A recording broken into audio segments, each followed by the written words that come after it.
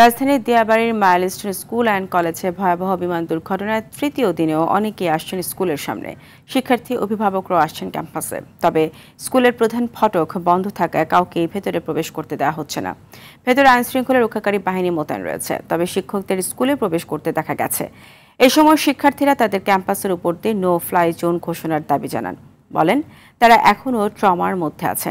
এদিকে আগামীকাল থেকে মাইলস্টোন স্কুলের একাডেমিক কার্যক্রম শুরু করার কথা জানা যাচ্ছে। এ প্রসঙ্গে অভিভাবকরা বলছেন শিক্ষার্থীরা এখনও মানসিক ট্রমার মধ্যে রয়েছে, তাই দ্রুত স্কুল না খোলার আহ্বান তাদের। কালকেও আমি কান্না করে আসছি। আমি টানা 2 দিন কাঁদছি। আমার আত্মীয় স্বজন সবাই ফোন দিয়ে জানতেছে যে তোমার কিছু হয়েছে না। ওরা এই কথাটা মনে নিলে আমার কান্নায় বাচ্চারা যে মারা গেছে এবং তাদের যে মৃত লাশ আমরা এর আগে কখনো দেখিনি। যে রক্ত এবং ভিতরে যেগুলো অঙ্গ প্রত্যঙ্গ আছে এগুলো দেখার কারণে আমাদের অনেক খারাপ লাগে আর কি। উত্তরে ঘটনাস্থলে আছেন সহকর্মী সাকিবুর রহমান। এবার যাব তার কাছে। সাকিব, ঘটনাস্থলের সার্বিক পরিস্থিতি আমাদেরকে জানান।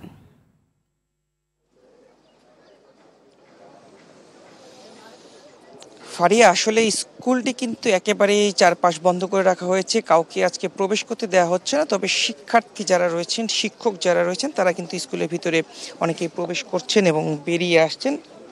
আমরা সকাল থেকেই দেখেছি যে স্কুলের যে মূল ফটক সেটি সহ চারপাশে কিন্তু বন্ধ করে রাখা হয়েছে। আমরা যে জায়গাটিতে আসলে এখন রয়েছি সেটিতে আসলে এই পাশটাতে আসলে বিমান যে বিধ্বস্ত হয় সেটি বিল্ডিং, এটি অনেক উৎসুক জনতা, অনেকে এই রাস্তায় চলাচলের সময় আসলে তারা এই জায়গাটি দেখে যাচ্ছেন যে আসলে কোন জায়গায় বিধ্বস্ত হয়েছিল।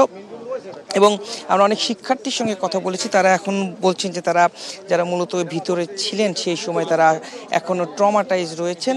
এবং অভিভাবকদের সঙ্গে কথা বলেছি, তারা চাচ্ছেন যে আসলে এই যে শিক্ষার্থী যারা গতকাল ভিতরে ছিলেন তারা যে ট্রমাটাইজ রয়েছে সেই জায়গা থেকে বেরিয়ে আসার পরে যেন স্কুলটি খুলে দেওয়া হয়। তবে স্কুল খোলার বিষয়ে কিন্তু এখনও কোনো সিদ্ধান্ত হয়নি। এই স্কুল কর্তৃপক্ষের পক্ষ থেকে কিন্তু 7 সদস্যের একটি তদন্ত কমিটি গঠন করা হয়েছে। আসলে তদন্ত কমিটি 3 কার্য দিবসের মধ্যে তারা তাদের যে সিদ্ধান্ত সেটি দেবেন এবং সেই সিদ্ধান্ত দেওয়ার পরে মূলত আসলে হয়তোবা স্কুল খোলার বিষয়ে সিদ্ধান্ত হতে পারে, কবে নাগাদ স্কুল খুলতে পারে। তবে শিক্ষার্থীদের চাওয়া যে দ্রুতই যেন খোলা না হয়, একটু যদি পরিস্থিতি ভালো হয়, অর্থাৎ শিক্ষার্থীদের মনের অবস্থা ভালো হয়, তারপরে আসলে স্কুল খোলার বিষয়ে যেন সিদ্ধান্ত আসে। অনেক শিক্ষার্থীও কিন্তু এখানে এসেছেন, তারা কয়েকটি দাবি করেছেন। গতকালকে কিন্তু বেশ 6টি দাবি তারা জানিয়েছিলেন। একটি তাদের মধ্যে ছিল যে আসলে এই যে স্কুল তারা পাশে যেন নো ফ্লাই জোন সেই হিসেবে এই জায়গাটিকে ঘোষণা করা হয়, এই দাবি তাদের ছিল।